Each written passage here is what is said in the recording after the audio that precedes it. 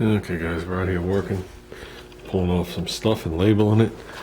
There's that vent shade, the other vent shade. I can label the moldings. It's the rear window, roof rack, all the little gaskety things from the roof rack.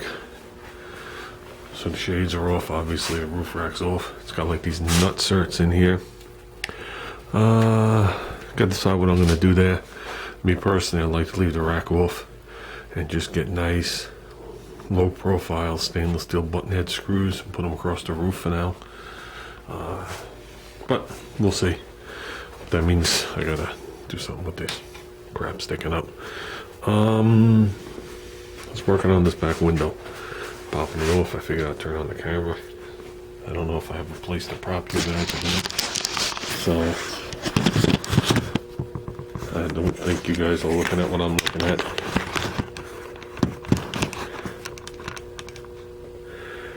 Okay, you guys are looking at something. I have no way of seeing because the screen's on the back side of that thing. So.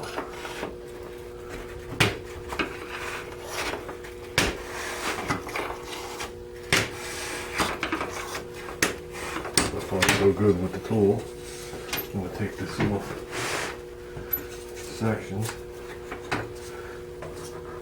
And actually I should label it as I do it.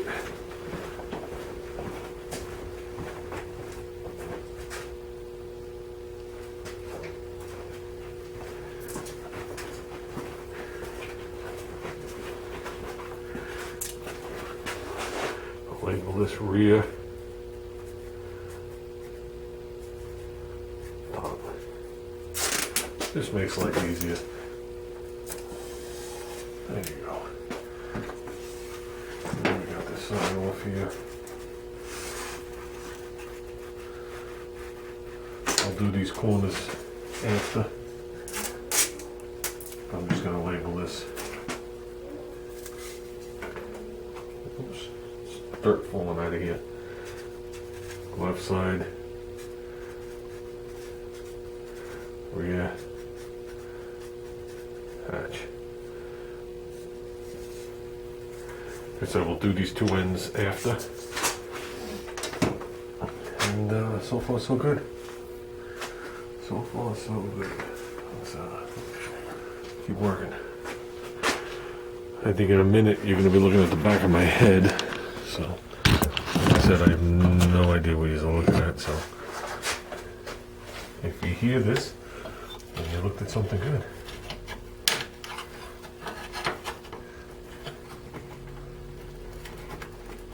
Uh-oh.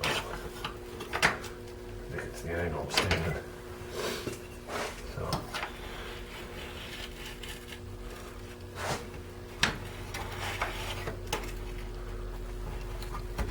I cannot find our plastic pry tool that I was using that day I was doing the door panel.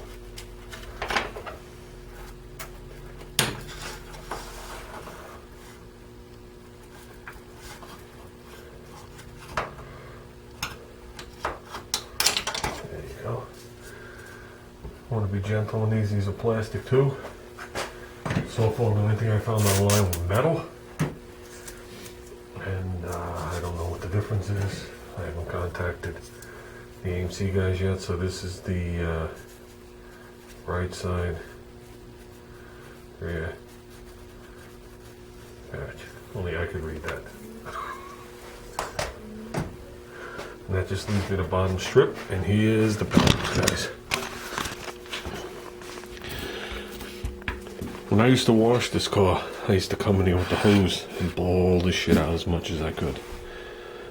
Just to keep this from rotting.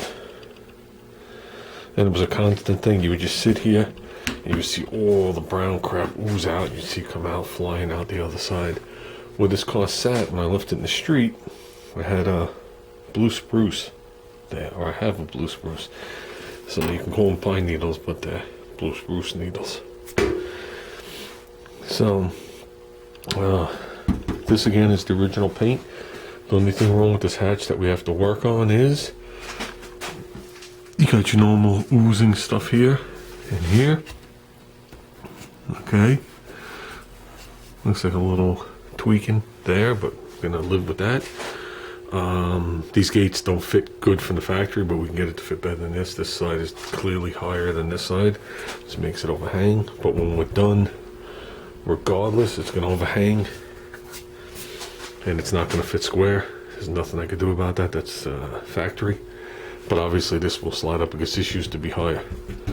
The only thing wrong with this gate is a little pushing right here under the lock. From here to here, like they backed up into something or something, who knows. So other than that, as far as I know, the gate's good. Let's get this lower molding off. This I can't film, there's nowhere for me to prop the camera. You can see it's clear there. Look at all that gack in here, filled up. Well, empty right there, filled up here. So let's get the vacuum out, we'll vacuum this out, and we'll assess the situation. Looks good so far though. Definitely satisfied. Okay guys, I think we did good. I didn't go too crazy in there. I don't have my plastic thing. I don't want to start putting scratches in there and start causing rot.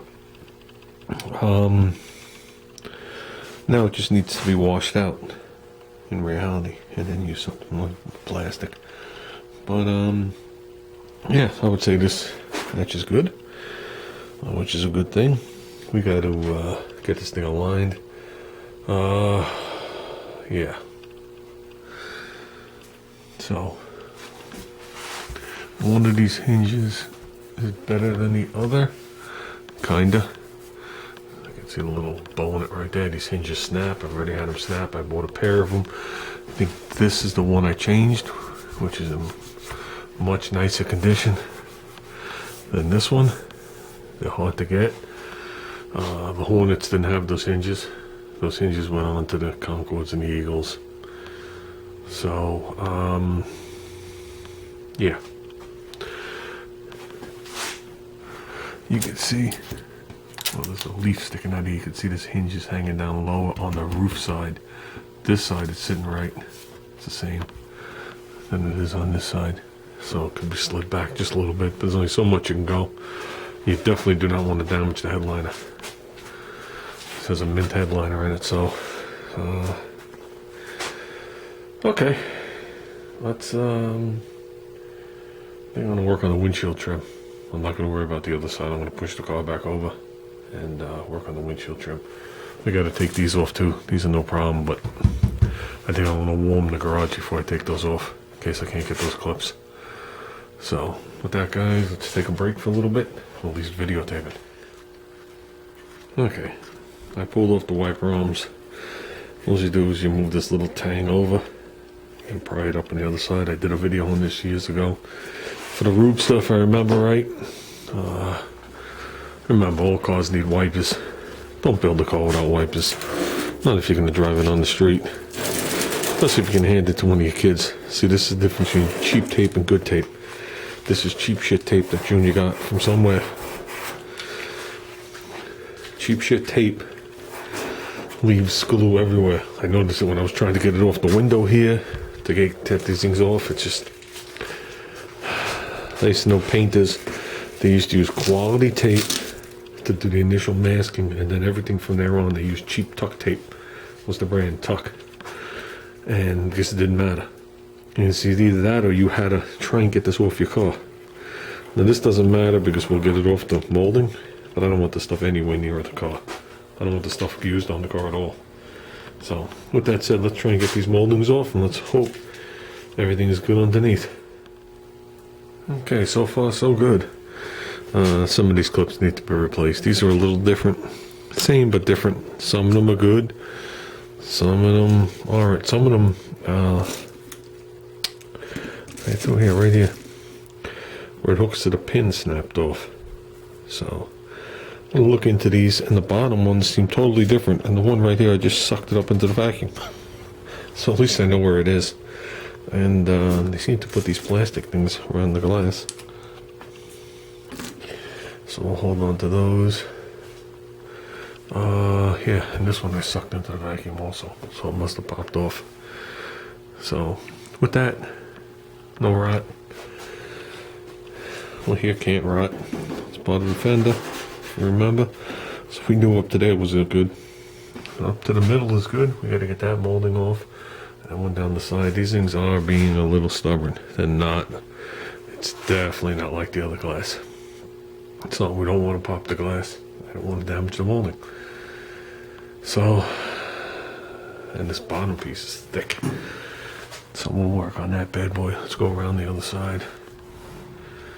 Okay guys, it's all off. No rot whatsoever. No rust, nothing oozing, no pinholes. Just dirt. Vacuum most of it out. We gotta look into these clips now. Might as well start doing that now. So the last but not least one is the rear one on the other side. Well, I know I have a problem. So, but it's gonna be like this, except worse. It's not gonna be that anything laid in there and the whole thing's gone. It should be all intact inside, I'm hoping. So I'm hoping to just mask this thing off with like duct tape and some tin. And just go in there and put the little patches it needs on there. But that's for another day. So this is going to allow him to come out here and sand some more. So I want to look into these things, find out exactly what we got, and see if they're just nutserts. We could definitely seal it off. It's amazing they haven't leaked. There's no staining or just, anything on the headliner. So yeah, I'd like the car just like that with the stainless steel strips in the center. Obviously without those lumps. But I'm sure the roof is distorted too. All around here where this is all bolted. You can guarantee it. So there's no way I'm filling that in. If this car had a crap headliner, you know what I mean, or some other type of project, I'd fill them in and just end it. But the interior is too pristine on this car. I'm not taking the headliner out. That'll be the end of it. And that'll, I'm sure, set us back $500-600. So it ain't worth it. With that, I gotta do something with the roof rack, which is here. And all this stuff. Table's getting broken down. I did get Junior one of those X things that you put fenders and doors on. I did get Junior the little dolly you sit on with the wheels to work. I got him some welding magnets and a bunch of other things. So I think that's good. I'm very pleased. Very pleased. Because I didn't know what to expect when I pulled this windshield out. So I just see all the GM horrors of these things being rotted away, and to me this is the same principle. So why isn't it rotted away? I think it's not rotted away because this right here allows the water to drain, and the GM one comes around and traps it. So I think that's why all the water ran right out here. That's just my opinion. What do I know? And I think that's it. Like I said, he's set up. I don't know what to do with these yet. I gotta do a little more research. I really haven't researched them. I really haven't gotten any concrete answers. Someone said that they put them on the way I say they do, but that was it. I thought I remember reading years ago that when you try and take these off, they're done. I don't know how true that is. I mean, if the car didn't have them, it would be fine also. But like I said, if I got stuff that's in good condition and it's shiny, I'd like to put it back on the car to break it up a little. But it is what it is. Okay, I'm going to close it out just by saying I broke the roof rack down. At least into a full left side rail and a right side rail. That thing's held together with little roll pins. And it looks, they don't go all the way through. So it looks like you got to tap them into the main hunk of it. Slide the rail off. I guess drive the pin out. Then when you put it back together, you put it in there flush. Because once you screw it together, I guess those bars can't go anywhere. But for right now, it's just a big pain in the ass. But it's better broken into 3 pieces like that. So I'll leave it up there for a little bit. And that's it, guys. I'm calling it for later. Till later.